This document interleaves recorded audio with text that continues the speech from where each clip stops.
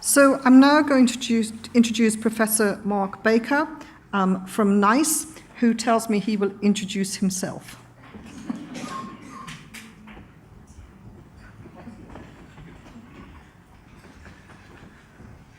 Yes, good morning, ladies and gentlemen. Thank you very much for inviting me. I once attended a conference in Wales where I'd been asked to submit a CV for the chairman to introduce me, and he proceeded to read my CV to the audience, and he spoke for longer than I did. So ever since then, I've just said to chairs, don't worry, I'll introduce myself. So I work for the National Institute for Health and Care Excellence, about which I will say quite a bit later on. My role there, and I've been the director there for 4 years, is to run the clinical guidelines program, which is the largest portfolio of clinical guidance in the world, a program of work on medicines and prescribing, and also the British National Formulary, which the publishers tell me is the most widely used formulary in the world, but they would say that, wouldn't they? I am the representative of the other branch of medicine here, and I'm going to tell you a bit about how we've progressed over the last 40 years in a developing practice which is based on reliable evidence sometimes. So before evidence-based medicine became the watchword within clinical practice, the words clinical and freedom were widely used to justify doctors maiming and killing in whichever way they wished. And the results of that were, as you can see, unjustified variations in practice, clinically unjustified. And as a result of not knowing how any particular patient was going to be treated, immense uncertainty about the outcome of such treatments. Medicine in the 70s and to some extent even into the 80s was dominated by opinion and not by evidence. And because of the profession behaved in that way, there was no concerted attempt to join up the research effort either. Indeed, until the early 1990s, the majority of research carried out in the NHS was unaudited, unapproved, and of practically no value to mankind. In other words, the art of medicine dominated the science of medicine absolutely completely. Now, there have been a number of key milestones in the development of evidence-based medicine, and it goes back further than I've intimated on this slide. The work of the Medical Research Council immediately after the Second World War, historians would say, set the scene, and a series of sequential randomized controlled trials in the management of acute leukemia, for example, starting in the late 1940s, would perhaps be an exemplar of the way they worked. But the MRC sits at a rather different level, interested in basic science and less in its application to clinical practice. The MRC is a beast of the science in government, not of the NHS, and still is. So I'm going to start at the point of Archie Cochrane's appearance on the scene as a major player in all this. Now, some of you will be familiar with a body called the King's Fund, whose proper title is the King Edward VII Hospital Fund for London. In other words, sod the rest of the country, let's just look after where I live.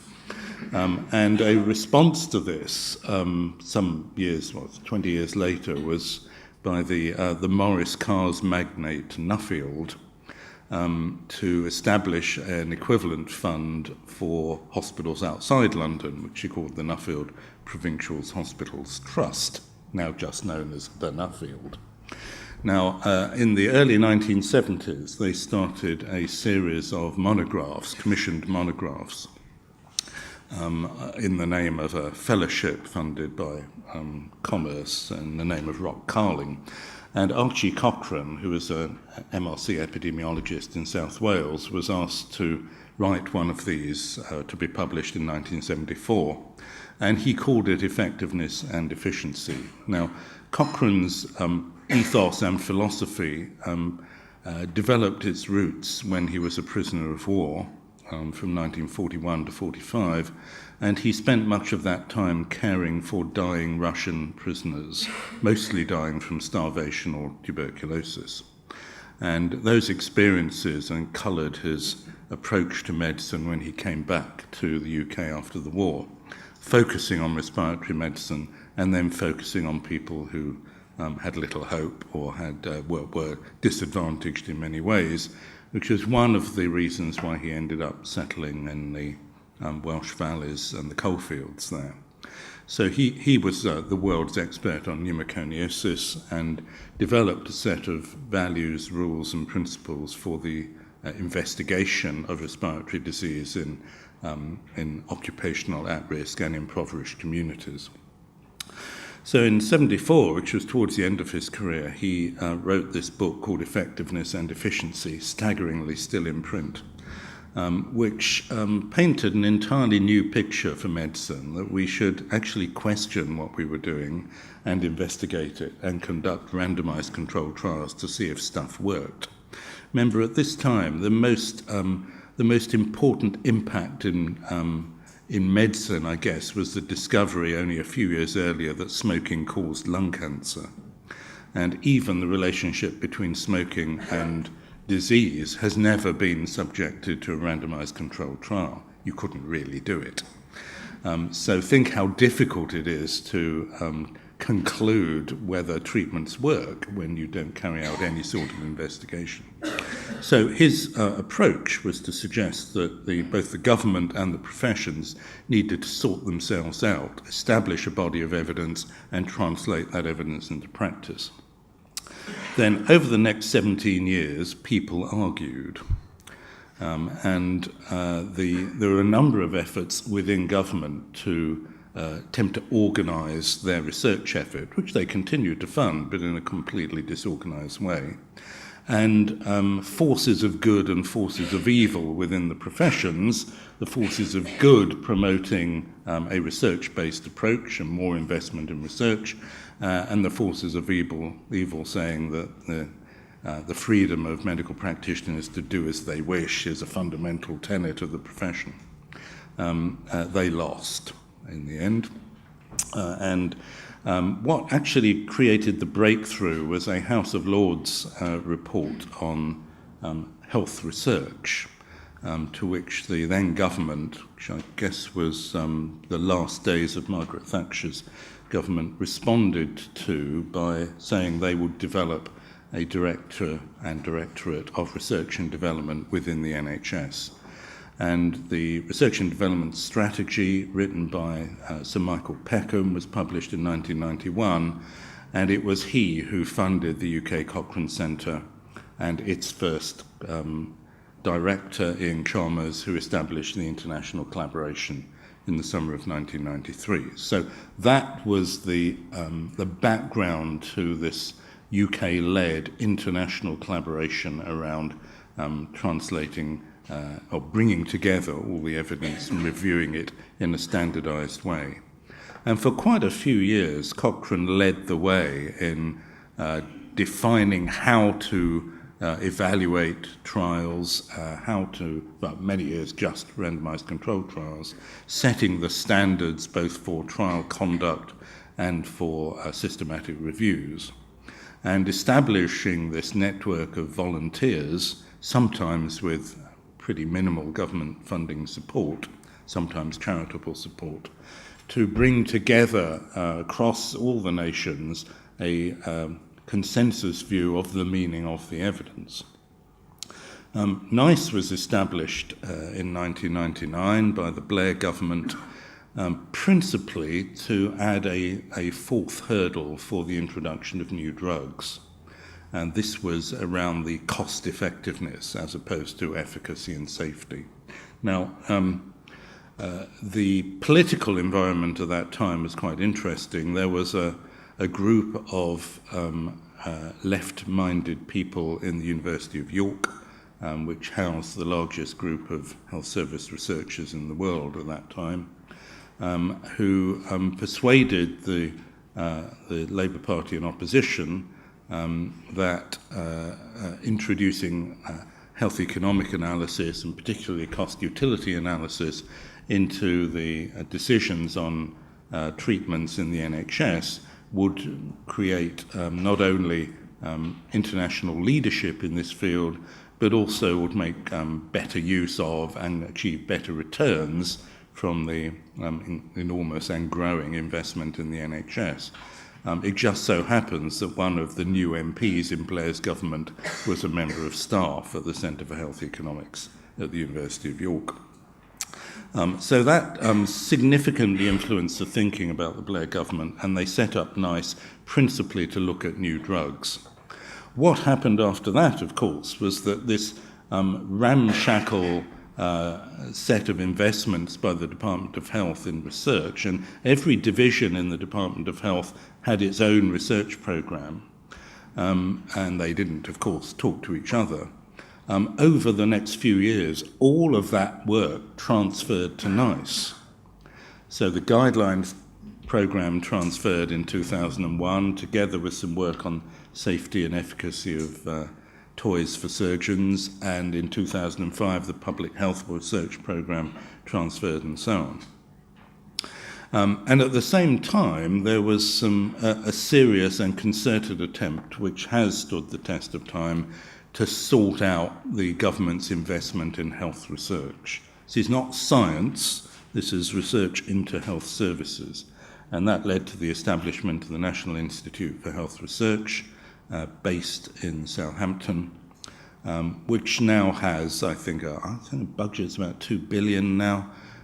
They fund Cochrane in the UK, for example, and they have taken under their wing another initiative at the time, which was the National Cancer Research Institute and its networks, which have transformed the UK as a place in which to carry out cancer research, trebling the number of patients entered into trials over a decade. So quite a lot's happened, and now I'm going to talk a bit about the processes and where we've got to. So the underlying philosophy behind all this was that there should be a consistent approach to clinical decision making, and that it should be informed by evidence. So reduce variation, reduce the art of medicine, the intuition, and focus more formally and in a structured way on research-based evidence. To do that, of course, requires a reliable evidence base, hence the importance of the organisation of research in the human field. It also needs the support of the health professions and their representative bodies. And of course, the BMA has always managed to keep a foot in every camp. But the health professions gradually, through the Royal Colleges, gradually shifted from a freedom and independence stance to one which promoted the use of evidence and abhorred the ignorance of evidence. And even the General Medical Council, which is never the most leading body in the world, now requires doctors to be aware of and take into account current guidelines as part of its good medical practice. Any strategy like this will only work if there is clear and authoritative guidance based on the evidence, which is very fortunate because that is the role of NICE, to provide clear and authoritative guidance. So, as I said, NICE was created 16 and a half years ago, primarily to deal with the challenge of introducing new drugs. I don't know what it's like in your field, but in the NHS, when a new treatment is introduced, the first thing the service does is try to stop people using it, because they are all very expensive and the NHS doesn't have any money. This was clearly not compatible with either the then government or indeed the current government's aspiration to be the preferred place to introduce new technologies. So getting new drugs into the system early and ensuring that they provided value for the NHS was the first task of NICE. It was very difficult. No one had ever done this before. The Americans still think NICE is a murder panel, consigning people to death. But actually, if you look at all the drugs, I think we're up to about 424 in technology appraisals. If you look at all the drugs which have been considered by NICE and about 2/3 of them have been approved. Only 3 of them have actually changed the natural history of the disease they were treating, and most of them are used for people who are dying. And people who are dying die. So the total impact of the technology appraisal program at NICE is relatively small compared with, for example, a single guideline on preventing venous thromboembolism. But I digress. So we also took on this work previously done by the Medical Royal Colleges on new and innovative technologies, just looking at safety and efficacy. That program's still going. It's the only one of our programs which is bought by the Scots, interestingly, and is probably the only one of its type in the world. Its value is clearly high amongst surgeons who like new toys. The rest of the NHS almost completely ignores it, but it clearly has value for some. And then in 2001, we took on a shambles of work commissioned by different divisions of the department for guidelines. Now, last week we published our 210th guideline. We cover about 85% of all clinical practice now, and we'll be up to about 250 by the time I've finished.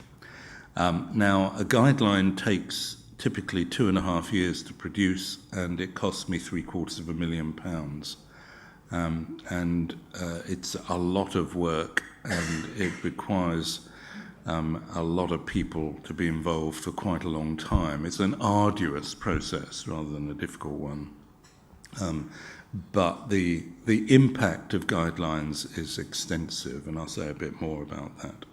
We also, since Aradasi was health minister about 7 years ago, we took on a series of advice services on evidence. So between you and me, most of us just Google it, but there is another search engine which we run, which provides a little more added value than Google on clinically related evidence. Overall, NICE has 10 formal guidelines programs. Now, to what extent is NICE guidance authoritative? It is important if we expect people to follow it. And it has become authoritative in a number of rather surprising ways, the first of which is that the process is open and transparent. The vast majority of clinical guidelines that are published in the literature are developed by a bunch of old blokes sat around a table who include whatever they want to say. Now, even in those circumstances, there is now some list of references to follow it. But this is not evidence-based guidelines. It's guidelines supported by a review of the literature. It is not the same. It is not the same. Reviewing the literature does not guarantee that your guidance is evidence-based. So we have an accreditation process for other developers of guidelines, but it doesn't mean when accredited that they produce good guidance. It just means they have a process which is good. But in the end, a bunch of old blokes can still sit around a table and write whatever they want. So having an open and transparent process is important, but it is not sufficient. We do not pretend to be leading edge in methodology.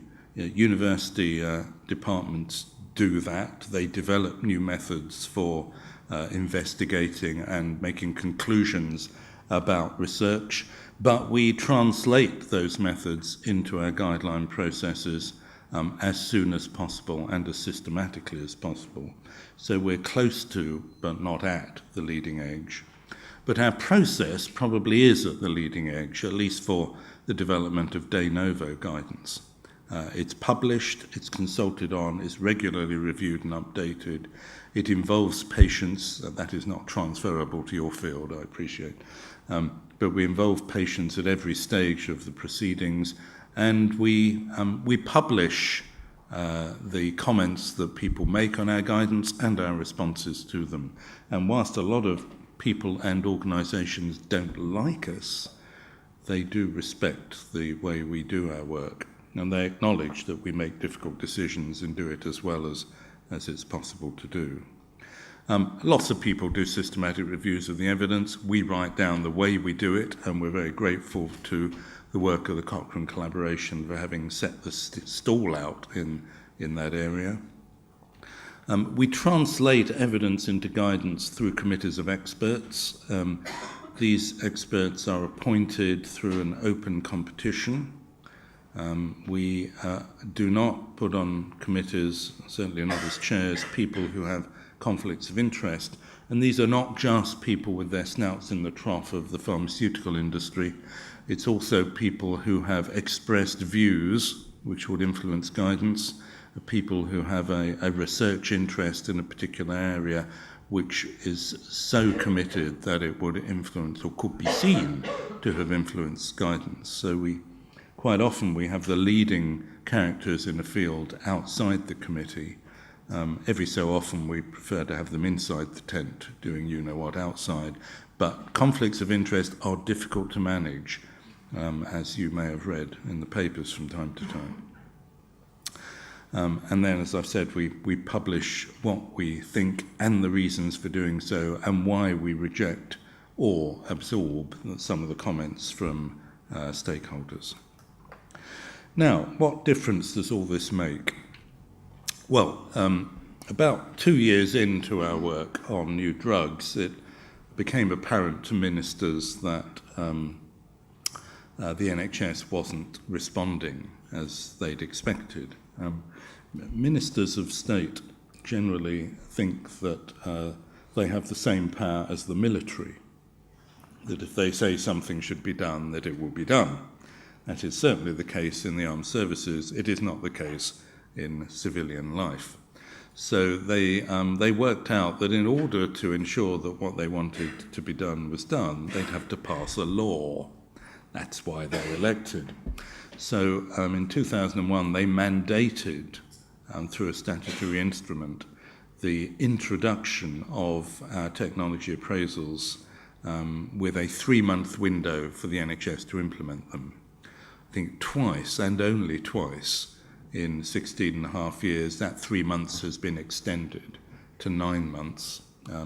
Once because we had to train an entire workforce to do liquid-based cytology, and the second time this year was to enable NHS England to put in place an infrastructure to deal with the new drugs for hepatitis C, which are effectively a cure, and is one of those 3 instances where the natural history of a disease has changed. Otherwise, it's 3 months and you have to do it.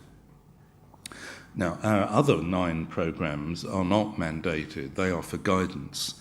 But if you are in front of your regulator or indeed in a civilian court, to say that you followed NICE guidance is the best defence you can offer. Quite often I get letters from coroners.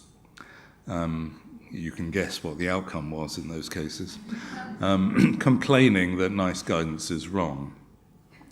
And we then investigate and find out that NICE guidance isn't wrong, but what professions told the coroner was wrong about the content of NICE guidance. Once in my 6 years at NICE, the coroners were right, and we changed the guidance. So NICE guidance has a lot of traction in every field, including the legal field. Now, about 70% of our recommendations across all programs are contained within guidance. They don't cover all clinical circumstances, but they cover most, and variance from them is fine as long as it's documented. Every one of our guidelines says you, doctor, still have to make decisions, and guidance is not a substitute for making decisions in the best interest of your patients. Sadly, they don't usually get as far as that statement in the guideline. So uptake of our guidance is about 80% for most of our programs, and that's probably about right. No 2 humans are the same, so it's probably right that it shouldn't be 100, and it should probably be a lot more than 50. It doesn't happen overnight. It takes time to reach a plateau, typically a couple of years for new drugs, over 10 years perhaps for service guidance. There's a bunch of folk in Essex currently very noisily trying to implement some guidance on the organisation of cancer services that we published in 2002. So it can take a long time to sort things out, but generally, within 5 years, clinical guideline implementation has reached a plateau at about 80%.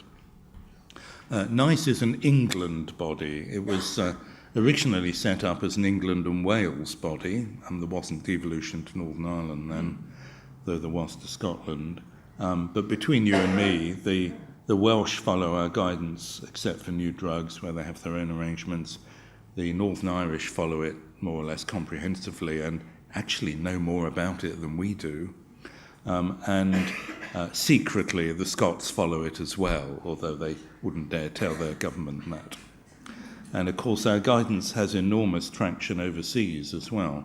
We don't charge for it because it's all paid for by the UK government, but the vast majority of other countries follow our guidance either knowingly or unknowingly because it is embedded in the BNF. And most of our guidance is embedded in desktop systems for family practitioners.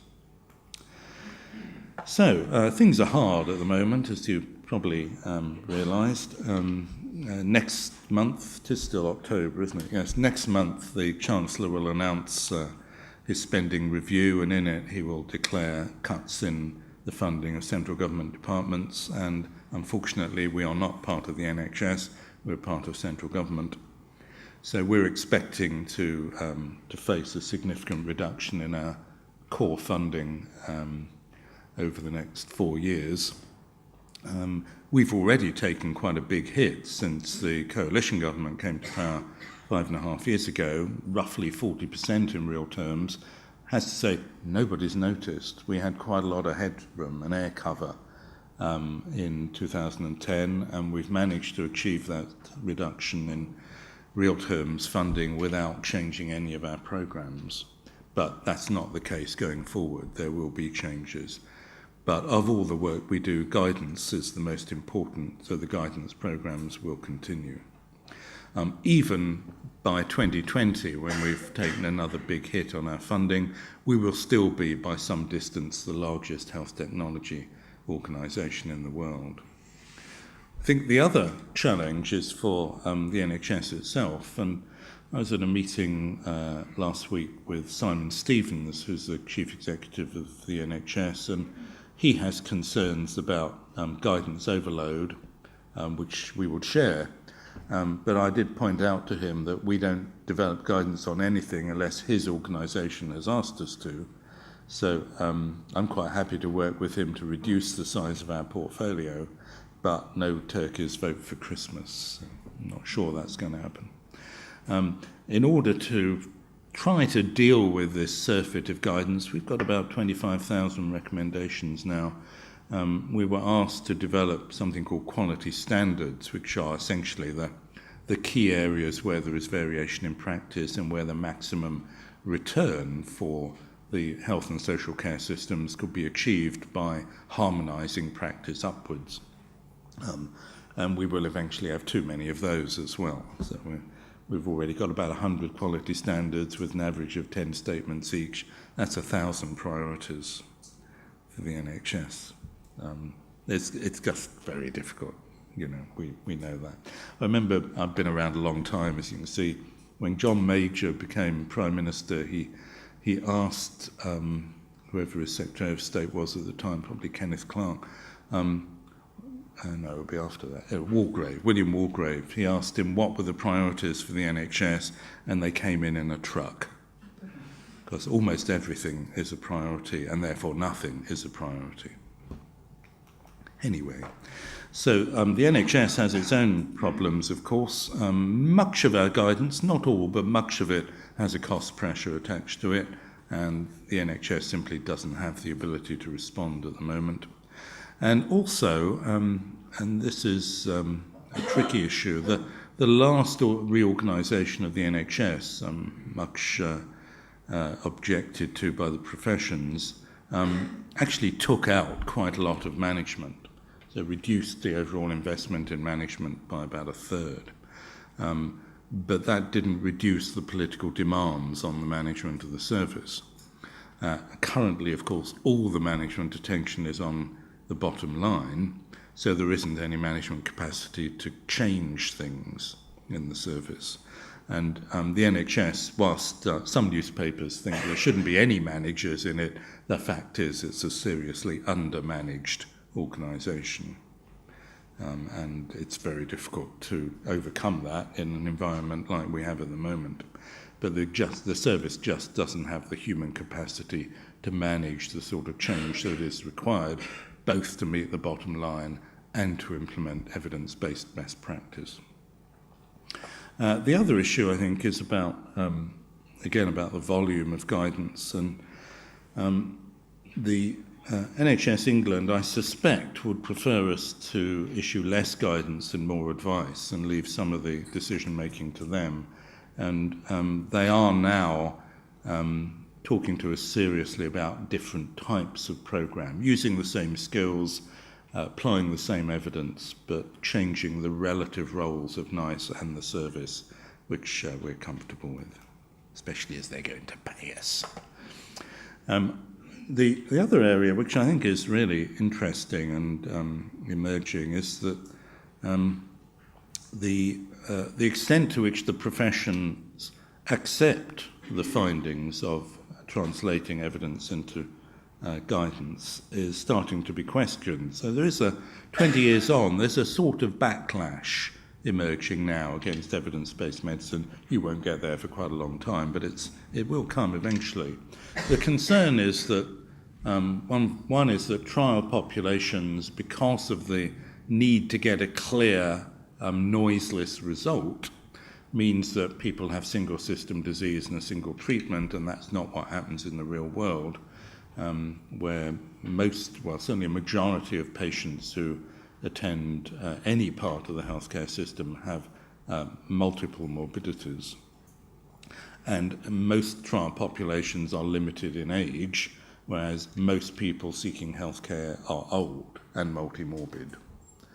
The second issue, I think, is that as people grow old and multimorbid, the clinical relevance of a diagnosis reduces.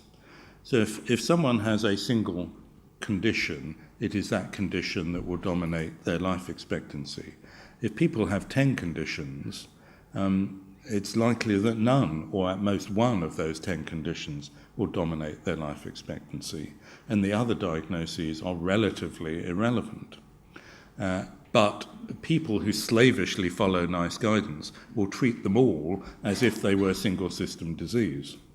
Now, this leads to over-treatment. The GPs call it over-diagnosis, but really it's unnecessary diagnosis and over-treatment.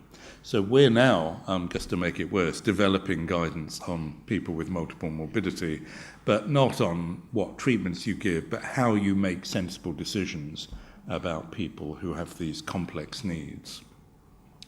And thirdly, I think, is a real issue, not just amongst junior staff, but also amongst some senior staff, that they've lost the ability to, or the will to make clinical decisions and rely entirely on guidelines. That is not the intention of guidelines.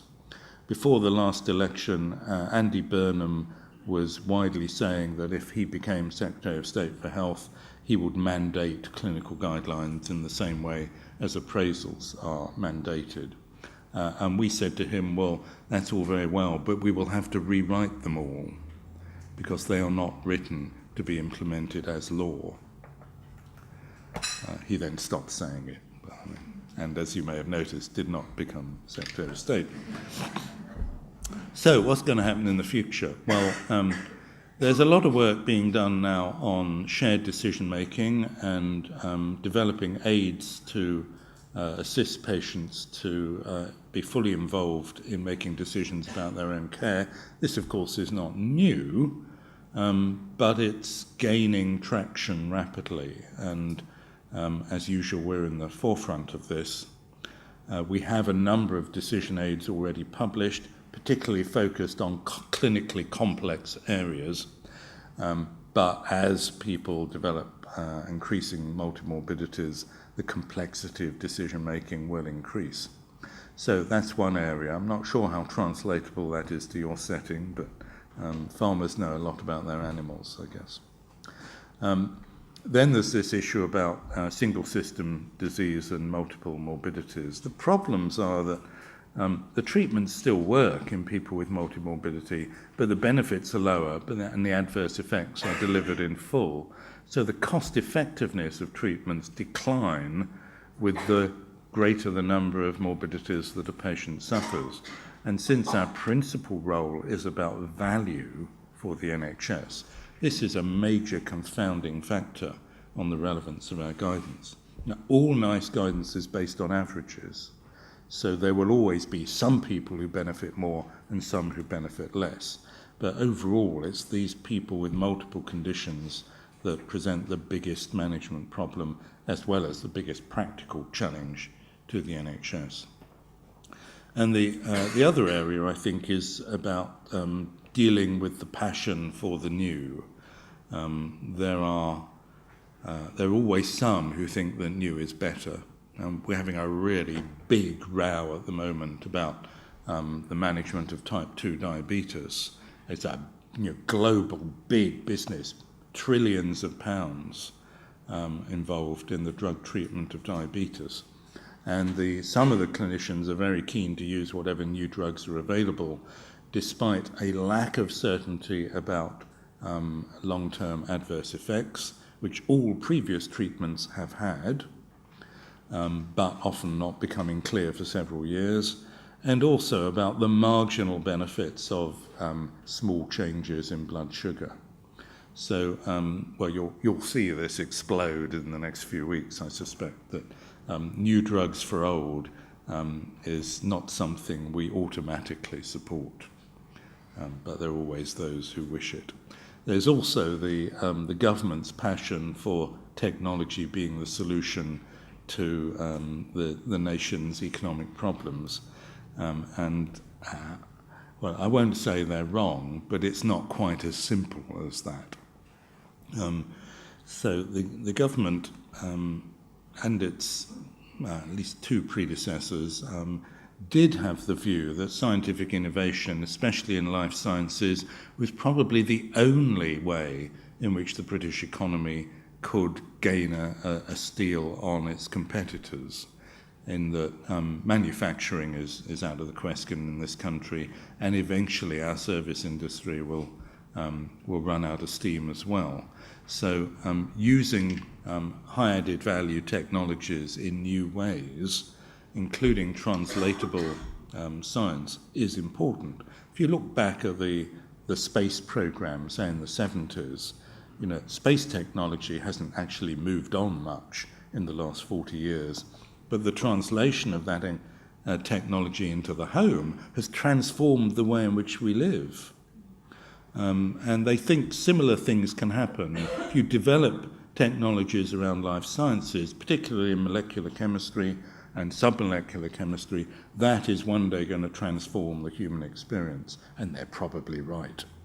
But we have a publicly funded healthcare system which is not particularly well placed to do this. Having a tax-funded healthcare system is not the ideal platform for doing quite risky innovation. And the price we pay in this country for having a service free at the point of delivery is that it has all the real politics of life subsumed within it. I'm not saying it is good or bad, it's just the reality. And so taking risks, which is necessary for any innovation, doesn't lend itself well to a publicly funded healthcare system. They will work this out eventually. And of course, also in the current environment, there's no real flexibility to invest in order to save. That's not a new experience for the NHS, but it's something that's particularly hurtful at the moment. So let me conclude by saying that if, as was certainly the case in medicine, human medicine 25 years ago, there are problems in the variation of practice, or the professions do not respond promptly and effectively to emerging new evidence, or there is a lack of coordination of specialist groups, then research and research-driven practice provides a glue, an adhesive that joins up the care of your client group. And by joining up research with practice, you will improve outcomes and you will reduce variation. That's my last slide. Thank you very much for listening. I'm happy to answer any questions you may have.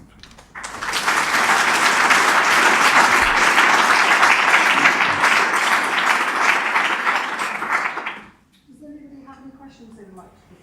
And please wait for a microphone.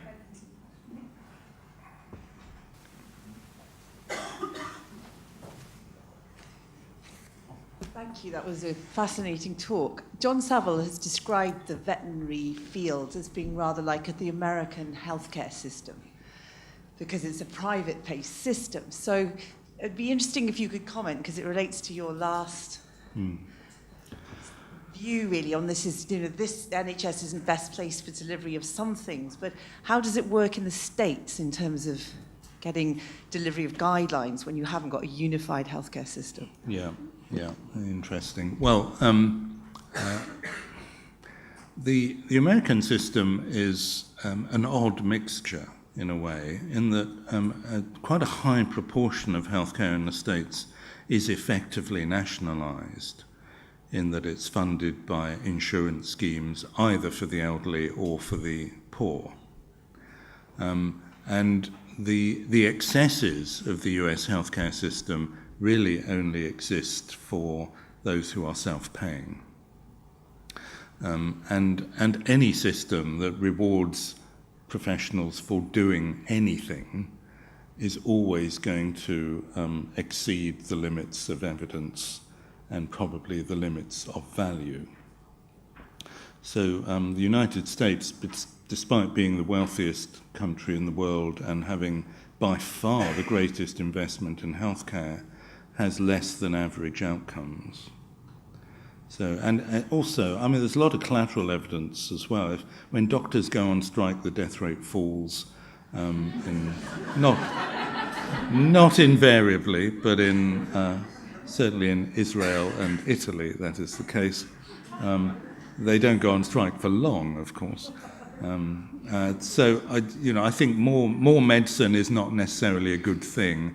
And whilst it is entirely possible to have a privately funded healthcare system which behaves well, the system of remuneration, the system of reward, usually builds in perverse incentives. And at that point, I think it's about professional behaviours and regulation of the professions which provides some sanction, some control over the extremes of practice.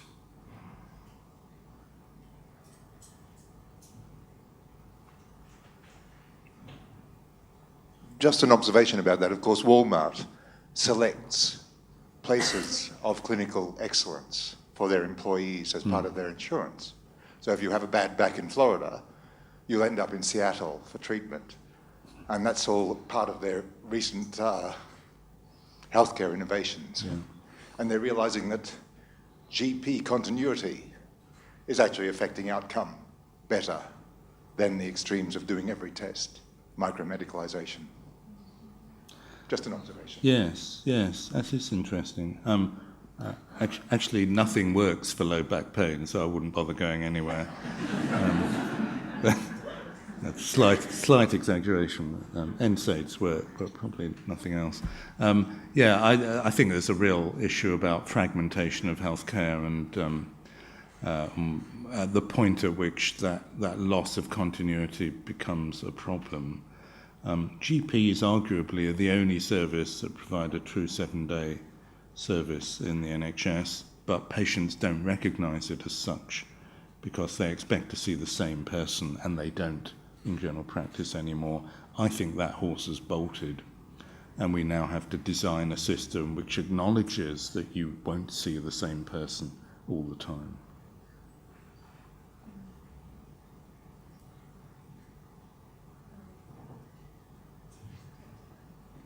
That one doesn't work. Hello? Hello? That one does. Here we go. You talked about the fact that people should have skepticism about new products.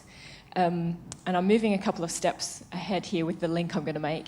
Would you say then that we should be looking at the evidence of the products that we already have if we were looking to get the most out of the time that we spend, as opposed to looking at new products? Oh, yes, yes.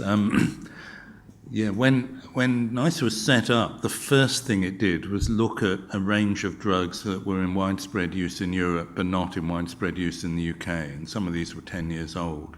And the enemies of NICE then say that it took us 10 years from license to evaluation. Well, it would, because NICE didn't exist. There's a lot of mileage, I think, in looking at established practices, and that, of course, is what Cochrane did. When Cochrane was introduced, that's precisely what they did. In human medicine, both politicians and NHS England still ask us from time to tell them what to disinvest from, and there isn't much worth going for. The low-hanging fruit are all plucked. You know, yeah, there are some medicines that don't work very well, but it's more about picking the right patient for the treatment. The real question for us, and it may apply to you as well, is whether we should invest in placebos.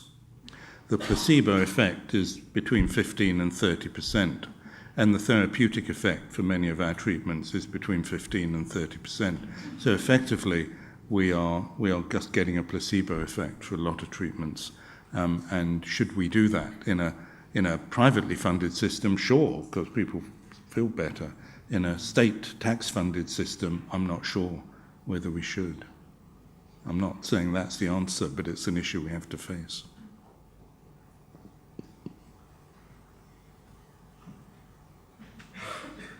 Can I ask you, what was the single coroner's report event that was so influential as to cause you to change a guideline?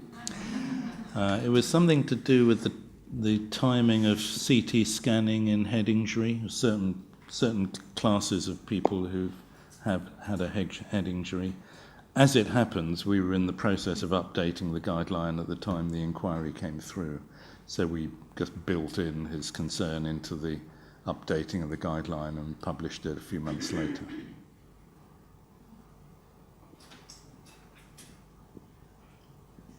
The veterinary profession is in a fairly unique situation where we're at the start of a learning curve, if you like, on developing evidence-based decision-making. With the benefit of your experience and where the medical profession has been and where it's come from and what it's done, if you're going to look for some low-hanging fruit for the veterinary profession to choose, it's on a huge range of area where we can go in many, many different directions, where might you advise the veterinary profession to start? That's knowing nothing about your practice, that's difficult for me to say. But in basic principles, I'd look at variations in practice. You can't all be right. That's a reasonable place to start. I think there's some merit in looking at the oldest treatments because you don't think about them and they've probably never been subjected to critical evaluation. So those are two pretty decent starting points.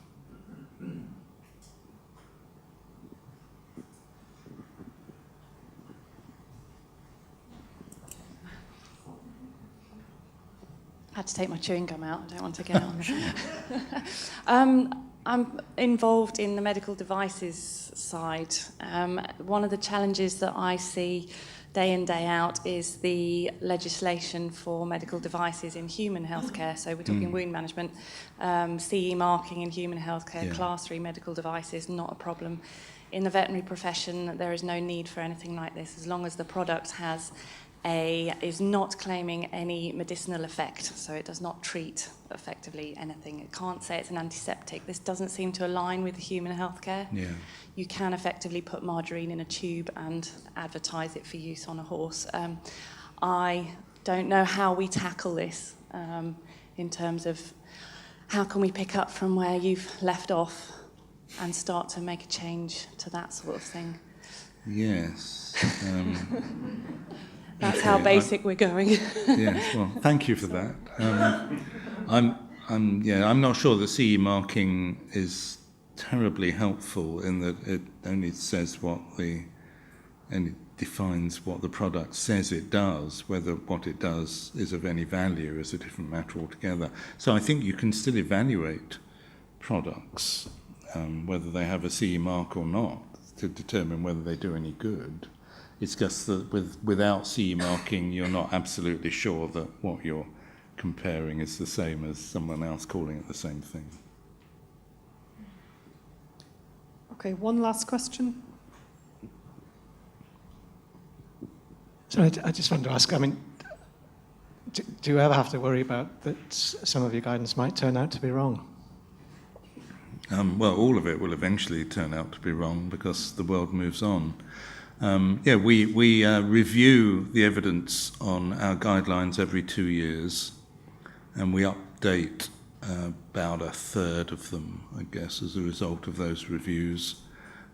I can't sustain a portfolio of 250 guidelines, so some we're going to have to drop. But if we make mistakes, we correct them immediately. We find out that happens. They're simply errors, failures of interpretation of a study, or simply mistakes in calculation. That occasionally happens. But more often, and particularly with new products, evidence emerges which unpicks a guideline, or the perception of what constitutes standard care changes, so that the relative merits of treatments alters as well. What I'm hoping to do, and we intend to initiate this in the next 12 months, is to take the output from the NIHR program and immediately translate it into guidance. Now, NIHR deliver about 200 publications a year. We think only about 10 of them, maybe 15, will impact directly on guidance. So we would simply we're allowed to see NIHR outputs about a year before they're published. So we're some way upstream of the journals. So we look at the output, we see if something's going to impact on current guidance, we will then commission an update, and it will publish about the same time as the original article. This sort of creation of live guidance and rapid response to evidence which challenges existing guidance is how we should have set the guideline program up in the first place, but of course never had the resources to do so. Okay, so thank you very much. Thank you. And as you could see from the questions, I think that your talk excited quite a lot of interest. So if we could thank the Professor